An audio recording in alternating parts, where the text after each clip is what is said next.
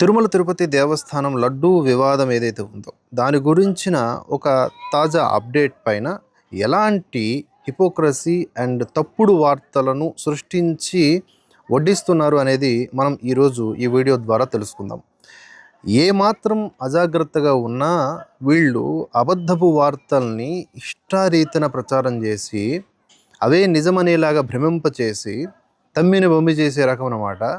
హిందువుల్ని ఏమారుస్తారు, హిందువుల్ని మోసం చేస్తారు అనేది ఈ ఒక్క ప్రూఫ్, ఈ ఒక్క ఎవిడెన్స్తో మనం వాళ్ళని ఎక్స్పోజ్ చేయొచ్చు అనమాట. ఏ స్థాయిలో వారు పనిచేస్తున్నారని గోతికాడి నక్కల్లాగా ఇలాగ ఎదురు చూస్తూ ఉంటారు. ఏదో ఒక పాయింట్లో అది అర్ధసత్యమో అబద్ధమో అయి ఉంటుంది, దాన్నే నిజము అనేలాగా వీళ్ళు ప్రమోట్ చేయడం ఏదైతే ఉందో అది నభూతో నా భవిష్యత్తు. హిందూ సమాజం మేల్కొనాలి, ఆల్రెడీ కొంత మేల్కొంది, ఇంకా యాక్టివేట్ అవ్వాల్సినటువంటి అవసరం ఉంది. ఎందుకంటే వీళ్ళు చెప్పేటటువంటి ఎలాంటి కబురైనా కూడా అది మనకు వ్యతిరేకమై ఉన్నదే, అలాగే అది మనల్ని నాశనం చేసేదే అనేది ప్రధానంగా మనం ఎప్పటికీ గుర్తుపెట్టుకోవాల్సిందే. ఈ లెఫ్ట్ లాబీ కావచ్చు లేదా యాంటీ హిందూ మాఫియా, వీళ్ళందరూ ఆ పొలిటికల్ పార్టీస్ అవ్వచ్చు, మీడియా ఛానల్స్, సోకాల్డ్ మేధావులు, వీళ్ళందరూ కూడా పనిచేసేది హిందువులకు వ్యతిరేకంగానే. తేనె పూసిన కత్తుల్లాగా హిందువుల కోసం, హిందువుల హక్కుల కోసం అప్పుడప్పుడు మాట్లాడేలాగా కనిపించినా కూడా మోసపోకండి. వాళ్ళు చచ్చినా మారరు. వాళ్ళ బతుకే అసలు హిందువుల్ని ఏ స్థాయిలోనైనా సరే సావగొట్టాలని చెప్పేసి. తిరుమల తిరుపతి దేవస్థానం లడ్డూ వివాదం గురించే వద్దాం. సుప్రీంకోర్టు నేతృత్వంలోని ఆధ్వర్యంలోని సిబిఐ దర్యాప్తు బృందం ఒక సిట్ని ఏర్పాటు చేసింది. దాని ద్వారా విచారణ చేస్తోంది. తాజాగా ఒక నివేదికనిచ్చింది. అదేమన్నా ఫైనల్ నివేదిక అంటే కానే కాదు. కొన్ని విషయాల్లో స్పష్టతనిచ్చింది. ఏ విషయాల్లో స్పష్టతనిచ్చింది అనేది మనం ఇప్పుడు క్లియర్గా చూద్దాం. వాటన్నింటినీ పక్కన పెట్టేసి వీళ్ళు ఏం చెప్తున్నారు అంటే అసలు నెయ్యి కల్తీ కాలేదట, అసలు నెయ్యే లేదట అని చెప్తున్నారు. వీళ్ళంతటి దుర్మార్గులో చూడండి, ఏ స్థాయిలో కల్తీ అయిందో చెప్పకుండా అసలు నెయ్యే లేదట, తిరుమల తిరుపతి దేవస్థానం లడ్డు కల్తీలో నెయ్యి పాత్రే లేదంట, నకిలీ నెయ్యే లేదంట అని ఎలా చెప్తున్నారు. దయచేసి అర్థం చేసుకోండి వీళ్ళ యొక్క ఎజెండా చూడండి. వాడెవడో దేశాలు తిరుగుతూ ఈ మధ్య ఓపెన్ అయ్యాడు కదా, తన యొక్క నిజ స్వరూపాన్ని బయట పెట్టాడు కదా, వాడి పేరే రంధ్రాన్వేషణ. ఆ గన్వేషణగాడు కూడా రెచ్చిపోతున్నాడు. హలో ఫ్రెండ్స్ అని చెప్పేసి ముందుకొచ్చి ఎటకారంగా వీడియోలు చేస్తూ, అంటే హిందుత్వానికి సంబంధించిన ఏదన్నా ఒక నెగిటివ్ ప్రోపగండా ఉంది అంటే అది మంచి పృష్టాన్న భోజనంలాగా ఎంజాయ్ చేస్తూ చెప్తారు. అందులో ఇలాంటి ఈ గుంటనక్క ఈ మధ్య బయలుదేరాడు, వీడి గురించి పక్కన పెడితే ఇలాంటి వాళ్ళు చాలామంది ఉన్నారు మన చుట్టూత.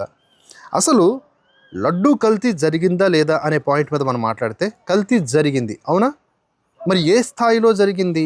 అందులో పంది కొవ్వు కలిసింది, లేకపోతే ఇంకొక జంతువు కొవ్వు పదార్థాలు కలిశాయి, లేకపోతే ఇంకేమన్నా కలిశాయి అనేది ఆరోపణలు. మొత్తానికి లడ్డు నాణ్యత తగ్గింది, రుచి తగ్గింది, త్వరగానే బూజు పట్టేస్తోంది. తిన్నవారికి ఏమైందో తెలియదు కానీ, ఎందుకంటే లక్షలాది మంది తింటున్నారు, అది ఇమీడియట్గా ఎఫెక్ట్ చూపించకపోవచ్చు. అంత మాత్రాన అది కల్తీ లడ్డు కాదు అని మనం అనలేము. కనుక సిట్టు బృందం ప్రత్యేకంగా తేల్చి చెప్పింది ఏంటంటే పామ్ ఆయిల్ అలాగే కెమికల్ కలిపినటువంటి ద్రవం ఉంది, అది నెయ్యే కాదు. మీకు అర్థమవుతుందా? కల్తీ నెయ్యి అంటే కొంత నెయ్యి కొంత కల్తీ. అసలు నెయ్యే కాదు, నెయ్యి రూపంలో కనిపించేటటువంటి కెమికల్స్, పామ్ ఆయిల్తో తయారు చేసినటువంటి కెమికల్స్. లడ్డూ ప్రసాదంలో కల్తీ నెయ్యి కేసులో సిట్ స్పష్టీకరణ. నెల్లూరు కోర్టులో తుది ఛార్జ్ షీటు దాఖలు. 12 మంది టీటీడీ ఉద్యోగులు సహా 36 మందిపై అభియోగాలు. ఈ గుంటనక్క గన్వేషుగాడు ఏం చెప్తున్నాడు అంటే సుప్రీంకోర్టు పూర్తిగా కొట్టివేసింది. ఏంటి కొట్టివేసిందంట? ఈ కేసునే కొట్టివేసిందంట, లడ్డూ కల్తీయే జరగలేదట అని చెప్పేసి ఆడసక్కిడి కబుర్లు చెప్తున్నాడు. అరే దరిద్రుడా, ఇక్కడ 12 మంది టీటీడీ ఉద్యోగులు సహా 36 మందిపై అభియోగాలు మోపుతుంటే అవి మీకు కనిపించట్లేదారా? కేసు క్లోజ్ అయిపోయిందా ఏమి? ఇంకా విచారణ జరుగుతోంది. ఒక అభిప్రాయాన్ని వెలువచ్చింది, కొన్ని ఆధారాలను సబ్మిట్ చేసింది, కొన్ని డైరీలను సబ్మిట్ చేసింది. ఇందులో భోలేబాబా డైరీ కేంద్రంగా కల్తీ దందా జరిగింది. ఒక 5 పాల ఉత్పత్తి కేంద్రాలు ఉన్నాయి. అందులో భోలేబాబాది పేరు గొప్ప ఊరు దెబ్బలాగా. అసలు బాబా అనేది యాడ్ అయితేనే మనం అనుమానించాలి. అసలు ఇది ఏదైనా సరే ఈ డైరీ కేంద్రాన్ని కూడా, దీని కేంద్రంగా కల్తీ దందా జరిగింది. ఆ డైరీకి అసలు ఆవులే లేవు, అందుకనే నెయ్యే లేదు. నెయ్యిని సృష్టించారు, రసాయనాలతో సృష్టించారు. ఇదెంత డేంజరస్ రా. సస్తారు జనాలు. పిల్లలు తింటే పిల్లలు పోతారు, వృద్ధులు తింటే వృద్ధులు పోతారు, ఎవరు తిన్నా పోతారు, ఒక్కడు కూడా మిగలడు. కల్తీ నెయ్యి తిన్నారు అంటే అదొక లెక్క. అర్థమైందా మీకు నేను చెప్తున్న పాయింట్? ఈ left lobby anti Hindu gang అంతా ఏం చెప్తున్నారా? కల్తీ జరగలేదని చెప్తున్నారు. అన్నం తింటున్నారా, గడ్డి తింటున్నారా, దరిద్రులారా? అసలు స్పష్టంగా ఏ న్యూస్ ఛానల్ చూసినా కూడా క్లియర్గా మనకి ఫార్మాట్ అర్థమవుతుంది కదరా ఏం చెప్పారు సిట్ నివేదికలో అని. ఆ డైరీకి అసలు ఆవులే లేవు, బయట నుంచి కూడా పాలు కొనలేదు. టీటీడీ పెద్దలు, సరఫరాదారులు కొమ్మక్క ఈ దందా నడిపారు, ఎన్నో ఏళ్ల నుంచి నడిపారు. ఇప్పుడు బయటపడింది 2024లో. 2019, 2024 మధ్య 60,10,000 కిలోల నెయ్యి సరఫరా చేశారంట జస్ట్ ఇన్ 5 years. అంతకుముందు జరగలేదా? అంతకుముందు కూడా జరుగుంటుంది. ఇప్పుడున్నటువంటి గవర్నమెంట్ని నమ్మాల్సిన అవసరం లేదు. హిందువుల్ని మోసం చేయడంలో, ఏమార్చడంలో, హిందువులను అడ్డు పెట్టుకుని నాటకాలు ఆడడంలో, రాజకీయాలు చేయడంలో ఏ పార్టీ అతీతం కాదు. అన్ని పార్టీలు దొంగ పార్టీలే. కనుక ఏ పార్టీతో మనకు సంబంధం లేదు. కానీ ఇక్కడ సిట్ ఇచ్చిన నివేదిక ఆధారంగా చెప్పాలి అంటే 2019, 2024 మధ్య 60.10 లక్షల కిలోల నెయ్యి సరఫరా చేస్తే ఇది అసలు నెయ్యే కాదు అంటే దాని అర్థం ఏంటి? మొత్తం కల్తీ, 100% కల్తీ. ఇంతకుముందు కనీసం మంచి నెయ్యిలో కొంత కల్తీ నెయ్యి కలిపారు, ఆవు కొవ్వు ఇలాంటివి, పంది కొవ్వు ఇలాంటివి కలిపారని ఆరోపణలు వచ్చాయి. కానీ ఇప్పుడు అది కూడా కాదంట. పాలే లేవు, అసలు ఆవులే లేవు, లేకుండానే పామాయిల్తో తయారు చేసిన నెయ్యితో లడ్డూలు తయారు చేశారంట ఈ దరిద్రులు. వీళ్ళకి పుట్టగతులు ఉంటాయా? వీళ్ళు దాంతో సంపాదించిన దాంతో ఏం సుఖంగా ఉంటారు, ఏం భవంతులు కట్టుకుంటారు? కల్తీ అని తెలిసి కూడా అనుమతించారంట అధికారులు. వీళ్ళని నడి రోడ్డు మీదలా ఉరి తీసినా కూడా ఎన్ని వందల మంది అధికారులు ఉంటే అన్ని వందల మందిని తప్పు లేదు. అలాంటి నీచపు జాతి ఈ అధికారులు. వాళ్ళు ఏ మతానికి సంబంధించిన వాళ్ళైనా సరే క్రిమినల్స్ వాళ్ళు. తిరుమల తిరుపతి దేవస్థానం ఒక పవిత్రమైన నేలలో శ్రీవారి యొక్క అతి పవిత్రమైనటువంటి ప్రసాదమైనటువంటి లడ్డూ విషయంలో ఇంత దారుణానికి పాల్పడతారా? దారుణానికి పాల్పడ్డారు అని చెప్తూ ఉంటే సిట్ నివేదిక లడ్డు కల్తీ జరగలేదు అని చెప్పి వీడియోలు పెడతావరా గన్వేష్గా? ఛార్జ్ షీట్లో ప్రతి అంశానికి ఆధారాలు. నిందితుల జాబితాలో 5 డైరీలు, 31 మంది వ్యక్తులు. ఛార్జ్ షీట్లో వివరించిన సిట్ అధికారులు. మెయిన్లీ ఈ బోలేబాబా యజమానులదే కీలక పాత్ర అని కూడా చెప్పడం జరిగింది ఇక్కడ సిట్ నివేదికలో. కల్తీ నెయ్యి సరఫరా దందా మొత్తం బోలేబాబా డైరీ కేంద్రంగా నడిచింది. దాని యజమానులు పోమిల్ జైన్, విపిల్ జైన్. అరే మీరు జైన్లై ఉండి ఇదేం దరిద్రరా? మీరు అసలు మీ కమ్యూనిటీకే చెడ్డ పేరు తెచ్చారా మీరు? సిగ్గులేని ఎదవల్లారా? అసలు పేరులో జైన్ ఉంది, వీళ్ళు నిజంగా జైన్లో కాదు నాకు తెలియదు. కానీ డబ్బు కోసం ఎలాంటి కక్కుర్తి ఒడిగట్టారో చూడండి. 2019, 2024 నడుమ ఇదంతా తయారు చేశారు.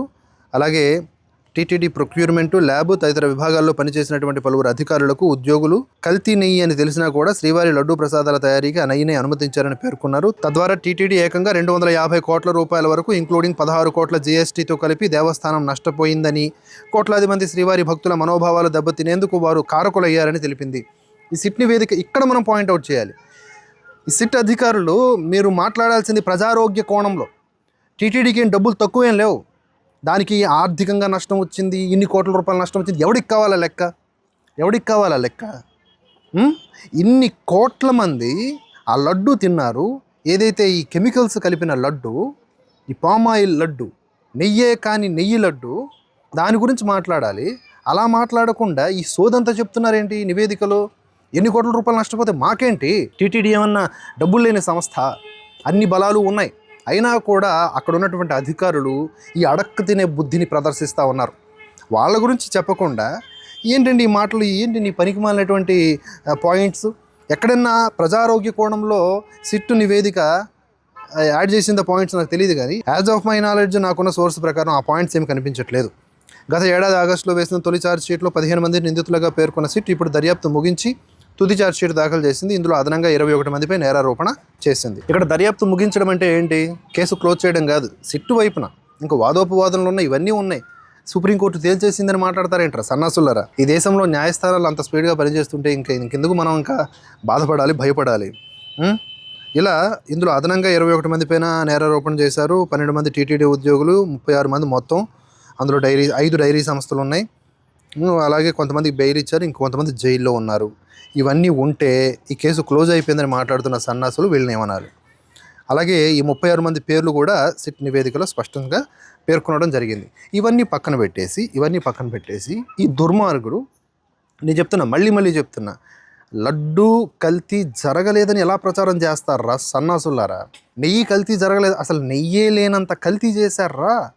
సగం నెయ్యి కూడా కాదు, పూర్తిగా నెయ్యే లేకుండా నెయ్యిలాగా చూపించారంటే ఈ ఫుడ్ని ఏ విధంగా కెమికల్స్తో, ఆర్టిఫిషియల్ కెమికల్స్ ఉంటాయి కదా టేస్ట్లకు సంబంధించి, వాటి ద్వారా ఈ లడ్డూ నింపేశారో చూడండి. వాటిని ఆ శ్రీవారికి సమర్పించారు, శ్రీవారి ప్రసాదంగా మనకి సమర్పించారు. బహుశా ఆ శ్రీనివాసుడి యొక్క అనుగ్రహం వల్ల ఎవరికి ఏమీ కాలేకపోయి ఉండొచ్చు, లేదా ఎవరికైందో మనకేం తెలియదు. మొత్తానికి ఇంత భయంకరమైనటువంటి ఒక విషప్రయోగానికి పాల్పడ్డారు ఈ సన్నాసులు, ఈ దుర్మార్గులు. నాకు ఇంకా సిట్ని వేద కూడా అర్థం కాని విషయం ఏంటంటే, రాజకీయ నాయకులు ఎవరు లేరేంటి, అందరూ అధికారులే ఉన్నారు. రాజకీయ నాయకులు అండదండలు లేకుండా ఇది జరుగుద్దంటే నేను నమ్మను. కనుక ఏదో కొంత మతలబు ఉంది. కొన్ని నిజాలు వస్తున్నాయి, కొన్ని నిజాలు రావట్లేదు. ఆ కోణంలో హిందువుల్ని చైతన్యపరిచి హిందువులకు న్యాయం చేయాలి. కానీ హిందువుల మనోభావాలు దెబ్బతీసేలాగా ఈ గుంట నక్కలన్నీ కూడా తెగ వీడియోలు చేస్తూ రెచ్చిపోతూ ఉన్నాయి. వాళ్ళందరికీ కూడా చెప్పు దెబ్బలే సమాధానం. మీరందరూ కూడా హిందువుల మనోభావాలతో ఫుట్బాల్ ఆడుకుంటున్నారా సన్నాసులారా. హిందువుల వేదన, హిందువుల కన్నీరు, హిందువుల యొక్క బాధ, ఉసురు ఇవన్నీ తగిలి మీరు సర్వనాశనం అయ్యే రోజు వస్తుంది. శంఖానాదం వినిపిస్తోంది ఇక్కడ నేను వీడియో రికార్డ్ చేస్తున్న చోట. పంచభూతాల సాక్షిగా, శ్రీనివాసుడి సాక్షిగా చెప్తున్నాను. అరే గణేష్గా ప్రత్యేకించి నీకు ఎంతోమంది ఫాలోవర్స్ ఉన్నారు, వాళ్ళందరినీ చెడగొడుతున్న నీలాంటి దొంగలకి నేను చెప్తున్నా, పంచభూతాలు ఏదో శాపం ఏదో పెడుతున్నావు కదా, శ్రీనివాసుడి సాక్షిగా శ్రీనివాసుడి పట్ల దోషానికి పాల్పడేటటువంటి ఎవడైనా సరే సర్వనాశనం కాక తప్పడు, సర్వనాశనం అవుతాడుగాక. ఇక ఈ కల్తీ జరిగింది అనేది ఎవరైతే అబద్ధము అని ప్రచారం చేస్తున్నారో వాళ్ళకి వీడియో షేర్ చేయండి. మరొక అప్డేట్తో మళ్ళీ కలుసుకుందాం. జై హింద్, జై భారత్.